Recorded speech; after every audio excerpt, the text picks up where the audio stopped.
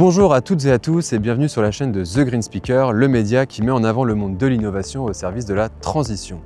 Suite à mon interview sur la décarbonation de l'industrie de la construction, vous êtes nombreux à m'avoir fait des retours et à m'avoir dit « Écoute Vincent, ton format il est très intéressant, c'est très pédagogique, on retient que les principaux enjeux du secteur sont liés à l'utilisation du ciment, mais en fin de compte c'est pas forcément évident pour nous de bien comprendre toutes les problématiques parce que finalement on ne sait même pas vraiment à quoi ressemble ni même comment fonctionne une cimenterie. » Eh bien, il suffisait de le demander.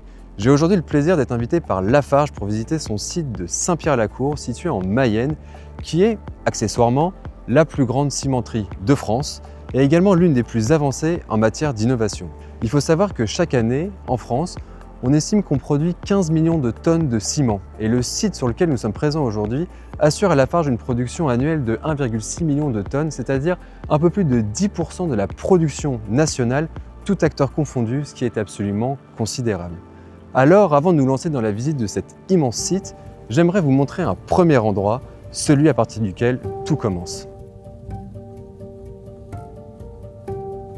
Nous sommes actuellement situés dans la carrière qui permet d'alimenter la cimenterie située juste au-dessus de nous. C'est ici que l'on extrait les matières premières indispensables à la production du ciment, le calcaire principalement, et également un peu d'argile. Dans un premier temps, on extrait donc en très grande quantité du calcaire.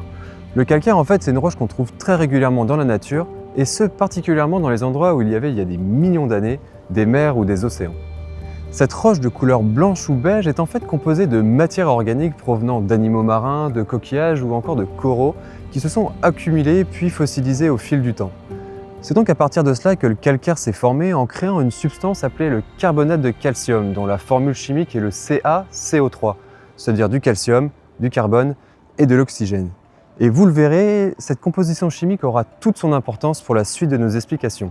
Dans cette carrière, on effectue donc des tirs de mine qui permettent de détacher les blocs de calcaire entre eux. Ces blocs sont ensuite concassés dans de grosses machines avant d'être acheminés vers la cimenterie pour être à nouveau broyés et cette fois-ci en une fine poudre que l'on appellera désormais la farine crue. Plutôt facile à retenir. Notre farine de calcaire, qui est également mélangée à un peu d'argile provenant de la carrière, est dans un premier temps séchée dans une grande tour de préchauffage mesurant 110 mètres de haut et chauffant à près de 950 degrés. Notre mélange est ensuite acheminé vers un second four, horizontal cette fois-ci, et chauffant à près de 1450 degrés. À titre de comparaison, la lave qu'on trouve dans les volcans se situe généralement entre 700 et 1200 degrés. Porté à cette température, notre mélange entre en fusion, des réactions chimiques se jouent et on obtient alors un tout nouveau produit qui sort sous forme de petits granulés, le clinker. Le clinker est ensuite réduit en une fine poudre et c'est alors que nous venons d'obtenir le composant principal de notre ciment qui lui donne toutes ses propriétés de colle et de résistance. Généralement, les cimentiers vont également y ajouter d'autres éléments tels que le gypse qui permettent de mieux maîtriser la prise du ciment lorsqu'on y ajoute de l'eau. Mais bon, ça commence à faire beaucoup de détails, restons simples. Maintenant que nous venons d'obtenir notre ciment, les choses deviennent en fait assez faciles. Si on mélange du ciment et de l'eau, on obtient du mortier. Si à ce mortier on ajoute du sable et du gravier, on obtient ce que nous connaissons tous, le béton. Le béton, en fait, c'est finalement une sorte de pierre liquide reconstituée qui met généralement entre 6 à 10 heures à durcir après avoir été coulé. Et le ciment, qui ne représente que 10 à 15% de sa composition totale, est en fait une sorte de liant qui permet de maintenir tous ces éléments entre eux. Voilà, je pense que vous avez dorénavant tous les éléments en tête pour commencer la visite. Il va être bientôt temps pour moi de rejoindre Alain, le directeur de la cimenterie, pour qu'il puisse nous expliquer à chaque étape du processus que nous venons de voir ensemble les différentes problématiques rencontrées par les acteurs du secteur, mais également les solutions qui ont été mises en place afin de limiter les émissions. Car oui, malheureusement, l'industrie cimentière, c'est une industrie qui émet énormément de CO2. Il faut en effet savoir que 90% des émissions liées au béton ont en fait pour origine l'utilisation du ciment. Alors même qu'on le disait tout à l'heure, ce dernier ne représente que 10 à 15% de sa composition totale. À l'échelle mondiale, on considère que le ciment serait à l'origine de 7 à 8% des émissions, ce qui signifie environ 2,5 milliards de tonnes de CO2 émises chaque année dans l'atmosphère. Alors, vous l'aurez compris, il faut vraiment s'y attaquer. En ligne avec les critères du SBTi, Lafarge vise de réduire ses émissions de 50% d'ici 2030 par rapport à celles de 2015. Je vous propose donc sans plus attendre de partir à la découverte des innovations et des solutions qui ont été mises en place sur ce site pour atteindre cet objectif.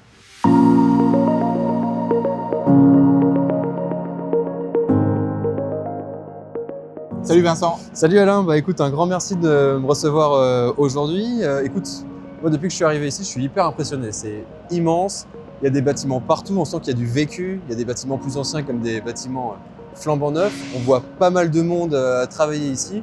Est-ce qu'en guise d'introduction, tu pourrais nous faire un peu le contour de la cimenterie?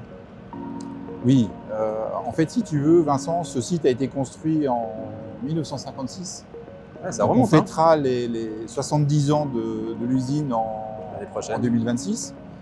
Au cours de son existence, ce site a subi des transformations importantes. Ça fait partie du cycle de vie d'une cimenterie, mais on a quand même eu au cours des décennies précédentes des révolutions avec des modifications au niveau du process. On est sur un site aujourd'hui où on a 180 collaborateurs et on génère une certaine activité autour de l'usine qui nous amène à avoir 1000 emplois indirects reliés à l'activité de l'usine. Et en fait, aujourd'hui, pour te donner un ordre de grandeur, l'usine produit 6000 tonnes de ciment par jour, ce qui représente à peu près l'équivalent ciment de 300 maisons par jour. D'accord. C'est un site quand même qui est majeur dans la région. On a une zone de couverture, on couvre le Grand Ouest en termes d'approvisionnement, mais également la région parisienne. Donc, comme tu peux le voir, c'est un site quand même important avec pas mal de monde et beaucoup de technologies. Et nous, aujourd'hui, on s'est engagé dans un défi majeur pour nous, qui est vraiment la décarbonation. Bien sûr. Donc, on a toutes nos équipes qui travaillent sur le sujet et on le verra à l'occasion avec des nouvelles technologies qui sont mises en place. Génial. Parfait. Bah, écoute, merci pour ce tour d'horizon. C'est vrai que ça permet de prendre la mesure des choses et on a du mal à imaginer voilà, à quel point tout ça est immense et important aussi en termes de volume. Mais bon, écoute, du coup, ce que je te propose, c'est qu'on commence sans plus attendre la visite. Et alors, dis-moi si je me trompe, mais je vais vulgariser ça au maximum. De ce que j'ai compris, c'est que quand on produit du ciment, on a globalement un tiers des émissions qui sont liées à l'utilisation des combustibles, 2 étapes notamment de séchage puis de cuisson, 2 fours qui consomment beaucoup de combustible, le premier tiers des émissions liées à ça, et 2 autres tiers qui sont liés du coup à une réaction chimique, pareil on en parlait tout à l'heure, on aura l'occasion de revenir là-dessus, qui sont du coup, il y a également d'autres enjeux derrière et qui impliquent également d'autres innovations. Donc dans un premier temps, je te propose qu'on aille voir cette partie combustible, mais avant tout ça, j'aimerais bien qu'on aille voir les fours. Tout à fait. Parfait. On y va. Alors Alain, on est arrivé là, en haut d'une tour, on a une vue imprenable. Est-ce que tu pourrais nous expliquer un peu du coup ce qu'on voit ici? Alors Vincent, ici tu es au cœur de l'usine, proprement dit, où une fois que la matière on l'a préparée en carrière comme tu l'as vu précédemment, on va l'alimenter ici au-dessus de la tour de préchauffage. Elle va progressivement passer de 60 degrés à pratiquement 1000 degrés au pied de la tour. L'échange de gaz qui va s'effectuer à ce niveau-là va dégager une partie du CO2. D'accord. Ensuite, la matière va entrer dans le four rotatif que tu vois là, dans ce tube, qui fait 60 mètres de long, pour atteindre une température à la sortie de 1450 degrés. C'est la température nécessaire pour clinkériser, matériau qui va être utilisé après au niveau de la production du ciment. D'accord, donc du coup en plus ce qu'on disait tout à l'heure, c'est que j'imagine pour alimenter ces fours et atteindre ce genre de température, il y a évidemment l'utilisation des combustibles qu'on évoquait tout à l'heure. Je vais te poser une question un peu naïve, c'est aujourd'hui on est dans une phase d'électrification du monde. Est-ce que c'est possible d'électrifier ces fours pour atteindre ce genre de température? Aujourd'hui non, la technologie ne nous permet pas de pouvoir électrifier des fours de ce type-là, vu la taille du four. À petite échelle, oui, on peut voir des expérimentations sur le sujet, mais à grande échelle comme celle-ci, non. Pour l'instant, on ne peut pas. D'accord. Alors effectivement, je suis d'accord avec toi. Tu te rends compte que ces fours sont très énergivores. Il y a énormément de combustibles qui vont être utilisés pour atteindre ces températures. D'autant que nous, on tourne 24/24, 7 jours sur 7. Donc tu comprends bien que à l'échelle d'une année, on va utiliser énormément d'énergie et de combustible.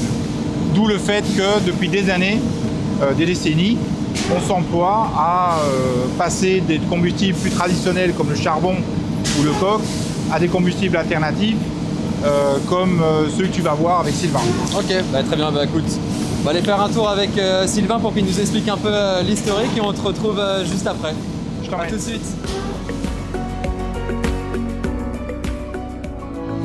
Sylvain, bonjour. Bah, écoute, merci de me recevoir ici, de passer un peu de temps avec moi pour comprendre un peu l'enjeu qui est autour des combustibles. Alors, je viens de voir avec Alain, pas mal de choses. On a vu les fours, on a vu des températures importantes pour obtenir le clinker. On a bien compris que du coup, un tiers des émissions étaient liées à l'utilisation des combustibles historiquement fossiles. Donc, ce que j'aimerais avoir avec toi aujourd'hui, c'est est-ce que tu peux nous refaire un petit peu l'historique de l'industrie initialement? Qu'est-ce qu'elle a utilisé comme combustible pour gérer ses activités? Et puis là, aujourd'hui, quelles sont les évolutions? Ok, oui. Donc historiquement, effectivement, comme tu l'as dit, on était sur des énergies fossiles. Donc on utilisait le charbon. Et puis dans les années 80, on a plutôt basculé sur le coke de pétrole, qu'on appelle le petcoke.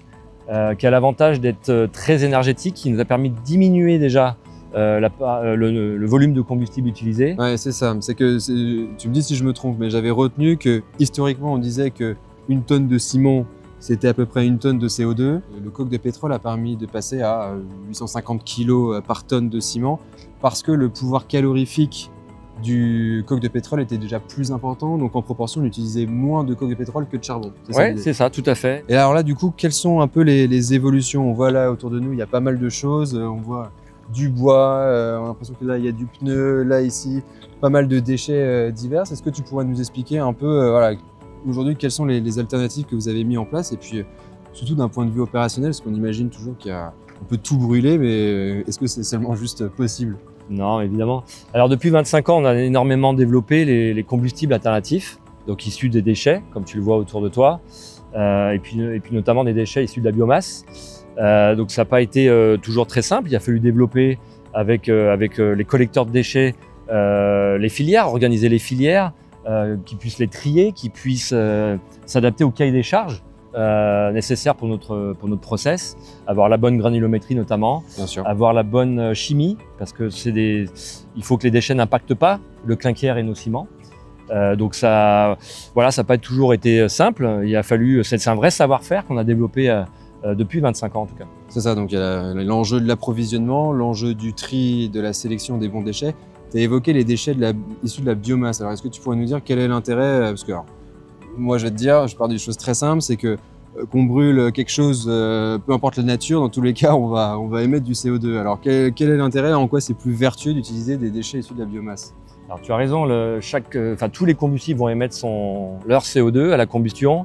La différence du combustible biomasse, c'est que son CO2 émis, et ce qu'on appelle un CO2 biomasse, c'est qu'il l'aurait émis naturellement. Si je prends l'exemple du bois, si le bois avait pourri dans la forêt, naturellement il aurait émis son CO2. Donc nous on accélère finalement à travers la combustion son émission de CO2, mais il l'aurait dans tous les cas émis. Ok, oui, donc c'est le fameux concept de CO2 biogénique.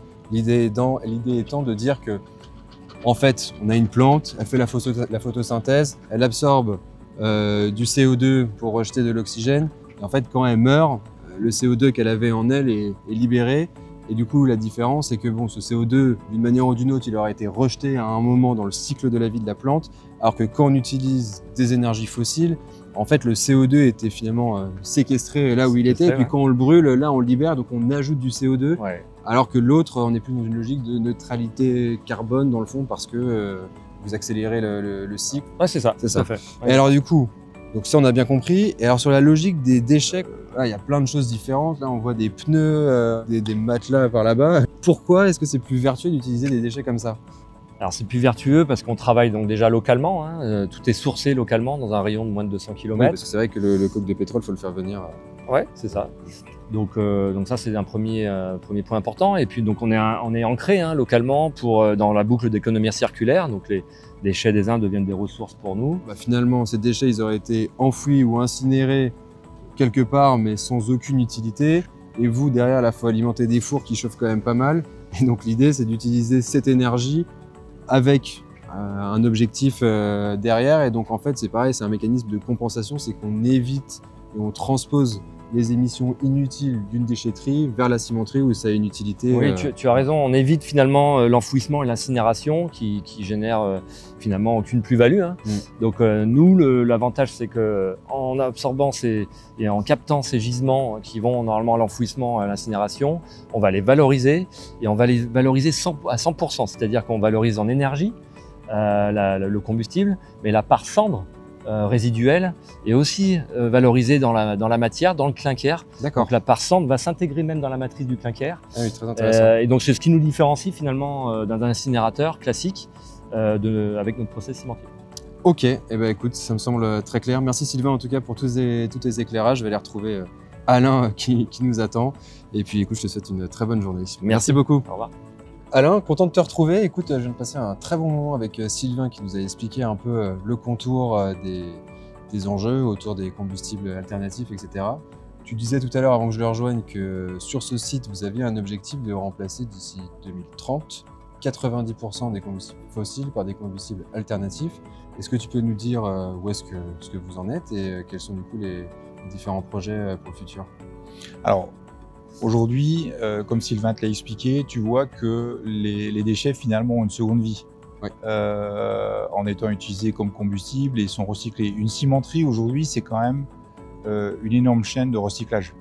Quand tu regardes, avec des déchets variés, différents, qui évoluent aussi avec le temps. C'est ça. C'est-à-dire que les déchets qu'on avait il y a une vingtaine d'années ne sont plus du tout ceux que tu peux retrouver aujourd'hui. Et donc nous, on a également des évolutions constantes en termes de matériel, d'équipement, d'installation qui vont nous servir à préparer ou à injecter ces combustibles. Je te parlais précédemment qu'on était à 75 à date en termes de substitution, qu'on a pour ambition en horizon 2030 d'aller à 90%. Et pour cela, on a besoin d'investissements qui sont quand même massifs, où là, à l'heure actuelle, on est en train d'installer une plateforme qui doit démarrer courant du mois de mars de cette année. D'accord. C'est un investissement de 15 millions. Cette plateforme va recycler, préparer les déchets qui vont être injectés dans la fameuse tour que tu voyais précédemment. On a également des installations pilotes, comme celle-ci, derrière toi, qui a pour but de transformer ces fameux pneus qu'on voyait déchiquetés avant en poudrette aujourd'hui. Ce sont des pilotes qu'on lance pour commencer à préparer aussi les futures générations d'équipements qu'on va pouvoir installer sur le site. Entendu. Bah écoute, merci. Je pense qu'on a fait le tour de ce premier tiers des émissions. Il nous reste donc le gros morceau, les deux autres tiers restants liés aux réactions chimiques. Je te propose qu'on aille voir un autre site et que tu nous expliques tout ça. Alain, l'heure est venue de parler des deux autres tiers restants, ceux qui sont liés du coup aux réactions chimiques. Je l'évoquais tout à l'heure brièvement en introduction. On a vu que le calcaire a une formulation chimique particulière et ce qui pose pas mal de soucis, notamment quand on le fait cuire. Alors, est-ce que tu pourrais nous expliquer un peu plus en détail du coup ce qui se passe dans ce phénomène de décarbonatation? Je crois que c'est comme ça qu'on appelle. Oui, tout à fait. Donc comme tu le disais, le calcaire que l'on retrouve dans la carrière, chimiquement parlant, c'est du CaCO3. Le CaCO3, quand on l'introduit dans un four à clinker, se décompose pour former du CaO, qui va être la matière de base à la fabrication du clinker et ultérieurement du ciment, mais également émettre son CO2, les fameux 2 tiers dont on parlait, qui vont être émis à la cheminée. Aujourd'hui, pour réduire cette fraction des 2 tiers, nous on utilise principalement 2 leviers qui sont pas du tout indépendants. Ces 2 leviers doivent être activés en même temps pour arriver à obtenir des taux de réduction suffisamment importants. Le premier étant de réduire l'impact du calcaire de la carrière par des matières de substitution que tu vois ici. Ça peut être des bétons ou d'autres types de matériaux qui, eux, ont déjà émis dans une vie antérieure leur CO2. D'accord, ouais, là c'est la logique d'économie circulaire. Voilà, tout à fait. Et ça, c'est le premier levier. Et le deuxième, une fois qu'on a obtenu ce clinker, c'est justement d'en mettre le moins possible dans le ciment et de le substituer par d'autres matériaux qui peuvent être soit produits au niveau de l'usine ou extraits ailleurs, mais ça permet de réduire la quantité de clinker dans le ciment et donc l'empreinte carbone du ciment que l'on émet. D'accord, ok, alors peut-être du coup pour synthétiser, l'enjeu du coup c'est l'utilisation du calcaire qui va permettre de produire le clinker et ensuite le ciment. Donc il y a 2 leviers principaux. Le premier c'est réduire le calcaire dans le clinker et ensuite réduire la part de clinker dans la composition du ciment. Tout à fait. Voilà. Et donc ces matériaux de démolition servent à, à impacter le premier levier. Et il y a ce deuxième levier qu'on va aller voir dans un instant. On vient donc d'aborder le premier levier pour décarboner ces 2 tiers, donc le levier de baisser la part de calcaire dans le clinker, ce qui n'est pas forcément le plus accessible, on va dire, à grande échelle.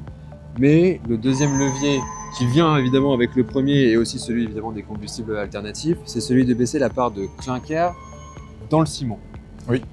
Historiquement, je sais qu'il y a eu pas mal de choses qui ont été mises en place. Est-ce que tu pourrais nous faire un petit contour de tout ça et puis nous dire aujourd'hui ce que vous mettez en place là-dessus? Alors, historiquement, la cimenterie ou les cimentiers en général ont essayé de substituer le clinker par différents matériaux.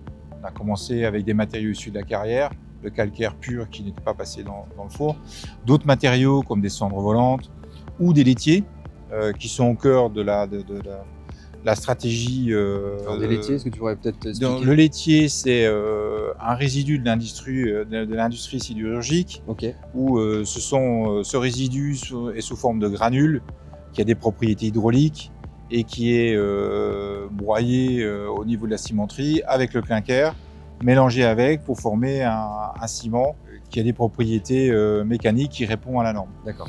En ce qui concerne l'usine de Saint-Pierre-la-Cour, on est parti sur de l'argile activée. Alors il y a plusieurs raisons à cela.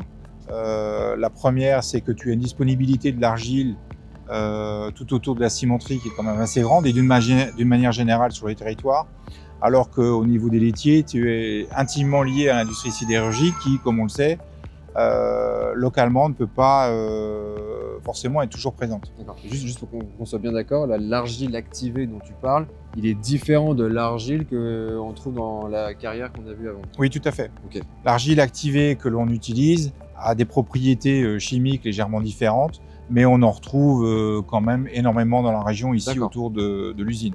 Alors pourquoi du coup cette argile est plus intéressante? Alors, cette argile-là est plus intéressante parce que, en fait, au niveau de sa production, comme tu l'as vu précédemment, on utilise une technologie un peu différente avec un petit four qui nous permet en fait d'avoir une argile qui a des propriétés hydrauliques et mécaniques suffisantes pour pouvoir répondre aux aspects normatifs en termes de ciment. Les nouvelles normes en vigueur, la RE 2020, oui. Qui nous permettent en fait de mettre nos ciments sur le marché et de répondre à la demande environnementale de la construction et la disponibilité de la matière. D'accord. Nous aujourd'hui, ça fait beaucoup d'éléments parce que c'est vrai qu'il y a cet enjeu. Il ne faut quand même pas oublier que vous êtes des formulateurs finalement et que ce que vous faites dans le ciment a quand même un impact après sur toute la chaîne puisque c'est aussi derrière à la qualité du béton et des constructions derrière. Donc j'imagine qu'il y a une réglementation qui est très stricte par rapport à ça et en même temps en parallèle il y a une réglementation qui pousse de plus en plus de décarbonation. Donc il faut réussir à tout mêler en même temps, c'est ça? En fait, aujourd'hui, pour répondre à notre défi de décarboner notre industrie, on utilise diverses techniques comme on en a discuté, mais ça reste toujours dans un cadre très normatif où on doit répondre à certaines normes en termes de résistance par rapport à la construction de bâtiments. Ok, super clair. Bon bah écoute, je pense qu'on a fait le tour un peu des principaux leviers. Alors ça, du coup, là, on voit que c'est un bâtiment qui est flambant neuf. Ça existe depuis combien de temps et combien ça vous a coûté en investissement? Alors aujourd'hui, comme je te le disais, on a toute une installation de réception et de préparation d'argile activée. Ce bâtiment a été mis en service en 2023. D'accord. Ici, tu vois la réception, mais précédemment, dans notre visite, on a vu le four qui permettait de préparer ces argiles. C'est un investissement de 40 millions d'euros. C'est quand même non négligeable, mais qui est réalisé également partiellement financé par les aides de l'État. France Relance? Oui, France Relance, qui sont partenaires dans cette démarche de réduction de l'empreinte carbone de l'industrie. Ok, super. Et bah écoute, merci pour tous tes éclairages. C'est vrai qu'on a vu pas mal de solutions aujourd'hui. Je pense qu'il va être temps pour nous de conclure. Alain, un grand merci pour cette journée. C'était vraiment super d'être en immersion sur le site et puis de se rendre compte un peu du fonctionnement, à quel point tout ça est immense et complexe. Alors peut-être maintenant pour parler concrètement, donc on a vu sur le site la mise en place de plein de solutions, que ce soit sur la partie combustible comme sur la partie réaction chimique, décarbonatation du calcaire, etc. On a vu également qu'il y avait des objectifs ambitieux. Lafarge vise une réduction des émissions de 50% d'ici 2030 par rapport à celle de 2015. On est en 2025. Où est-ce qu'on en est? Et concrètement, quelles sont les émissions à la tonne de ciment actuellement? Alors, comme on l'a dit dans l'intro, c'est le défi majeur de notre industrie aujourd'hui. L'entreprise est impliquée là-dedans et l'ensemble des collaborateurs le sont, déjà depuis plusieurs années. Aujourd'hui, comme tu l'as vu, beaucoup de choses ont déjà été mises en œuvre dans l'usine et on peut annoncer qu'en 2025, nous avons réussi à réduire de 25% nos émissions de CO2. Ce qui fait un ciment à 455 kg à la tonne d'émissions de CO2 en moyenne. Et effectivement, nous avons pour ambition d'atteindre les 50% à horizon 2030, avec des actions qui seront mises en œuvre, dont on a parlé précédemment, et d'autres qui viendront encore dans le futur s'ajouter à l'ensemble d'actions déjà décidées. Et là, on est revenu aussi un peu à notre point de départ, donc avec cette vue imprenable sur la carrière. Je pense que pas mal de personnes vont se poser la question déjà de l'exploitation. Il y en a encore pour combien d'années ici? Et puis surtout, à la fin, qu'est-ce qu'il va advenir de cet endroit? Alors, compte tenu de nos connaissances actuelles, de l'analyse du gisement, on sait qu'il y a potentiellement entre 45 et 45 ans d'années d'utilisation. Une fois l'utilisation et l'exploitation terminée, d'une manière générale, ce qui se passe, c'est que tu as des discussions avec les collectivités locales et la communauté pour décider de ce qu'il en sera. Elle peut être transformée en réserve naturelle, en lieu de loisirs pour les riverains, que sais-je, mais également en plan d'eau.